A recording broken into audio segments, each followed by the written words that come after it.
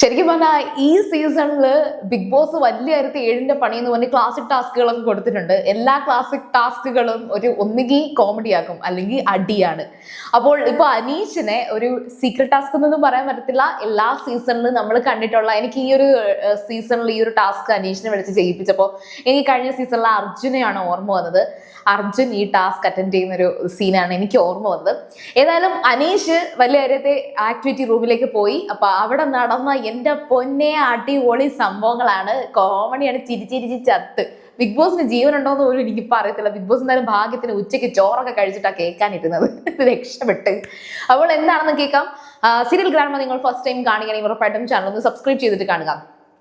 ശരിക്കും പറഞ്ഞാൽ മറ്റേ ആക്ടിവിറ്റി റൂമിൽ കൊണ്ടുപോയി ഇരുട്ടത്ത് അവിടെ എവിടെയൊക്കെ കുറച്ച് ലൈറ്റൊക്കെ വെച്ചിട്ട് നിങ്ങളോട് തന്നെ സംസാരിക്കുന്ന ആ ഒരു ടാസ്ക് ഉണ്ടല്ലോ, അതായത് ഈ പറഞ്ഞ ടോപ്പ് 5ലേക്ക് കയറാൻ തുടങ്ങുന്നതിന്റെ ആ ഒരു ലാസ്റ്റ് മൊമെന്റ് ആണ്.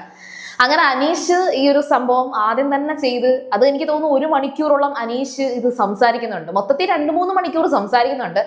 ആദ്യത്തെ 1 മണിക്കൂറോളം അനീഷ് സംസാരിച്ചുകൊണ്ട് നിന്നതെന്ന് പറയുന്നത് അനീഷിനോടെന്നുള്ള രീതിയിൽ, പക്ഷേ അനീഷ് അങ്ങ് സംസാരിക്കുകയാണ്. അതായത് ഞാൻ ബിഗ് ബോസ് ഹൗസിൽ ആദ്യം ഈ ഒരു വീട്ടിൽ കയറിയത് ഞാനാണ്, അങ്ങനെ ഒരു ഭാഗ്യം എനിക്ക് കിട്ടി. അങ്ങനെ പിന്നെ പറഞ്ഞ് എനിക്ക് ആദ്യം ക്യാപ്റ്റൻ ആകേണ്ടി വന്നപ്പോൾ എനിക്ക് ഭയങ്കര സന്തോഷമാണ്, കാരണം വെച്ചാൽ അത് വലിയൊരു അഭിമാനമാണ് എന്നൊക്കെ പറയുന്നുണ്ട്. പിന്നെ ആദ്യമൊക്കെ എനിക്ക് എൻ്റെ ഉള്ളിലെ നല്ലതൊന്നും കാണിക്കാൻ പറ്റിയില്ല, എൻ്റെ ദേഷ്യമായിരുന്നു മുന്നിട്ട് നിന്നത്. അങ്ങനെ ഞാൻ കുറേ വെറുപ്പിച്ചു എല്ലാവരെയും. അതിനുശേഷം എനിക്ക് പതുക്കെ ചെറിയ സൗഹൃദങ്ങളുണ്ടായി. ഇൻട്രോവേർട്ട് ആയിരുന്ന ഞാൻ കുറച്ച് സൗഹൃദങ്ങളിലൊക്കെ ഇടപെട്ട് വന്നു. അപ്പൊ അവിടെ സൗഹൃദങ്ങളൊക്കെ ഉണ്ടായപ്പോഴത്തേക്കും എനിക്ക് എന്നെ കൊണ്ട് തുറന്ന് കാണിക്കാൻ പറ്റി. അങ്ങനെ എനിക്ക് കുറെ റിലാക്സ് ആകാൻ പറ്റി.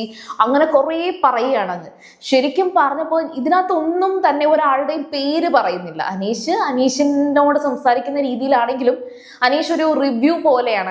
അനീഷിനെ ഒന്ന് റിവ്യൂ ചെയ്യുകയാണ്. എന്നിട്ട് മോഹൻലാലിനെ കുറിച്ച് പറയുന്നുണ്ട് അവസാനം. പിന്നെ അതുപോലെ തന്നെ ബിഗ് ബോസിനോട് നന്ദിയൊക്കെ പറയുന്നുണ്ട്.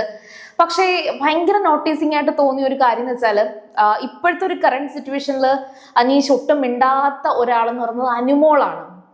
അതായത് ഇപ്പോഴും ഒരു കണ്ടസ്റ്റന്റ് ആയിട്ട് നിൽക്കുന്നത് അനുമോളാണ്. അപ്പൊ ഈ സൗഹൃദത്തിന്റെ കാര്യങ്ങളും പിന്നെ ബിഗ് ബോസ് ഹൗസിലെ മറ്റ് എക്സ്പീരിയൻസ് ഒക്കെ അങ്ങേയറ്റം വർണ്ണിച്ചൊക്കെ പറഞ്ഞിട്ട് അവസാനം പറയുന്നുണ്ട്, ഏറ്റവും അവസാനം എനിക്ക് പ്രണയം വരെ മുട്ടിട്ടു. അത് ബിഗ് ബോസ് ആണ് ശരിക്കും പറഞ്ഞ ആ ഒരു കൊളുത്തിട്ട് കൊടുത്തത്. എനിക്ക് തോന്നുന്നു ബിഗ് ബോസ് അത് അങ്ങനെ എടുത്തിട്ട് കൊടുത്തത് കൊണ്ടായിരിക്കാം.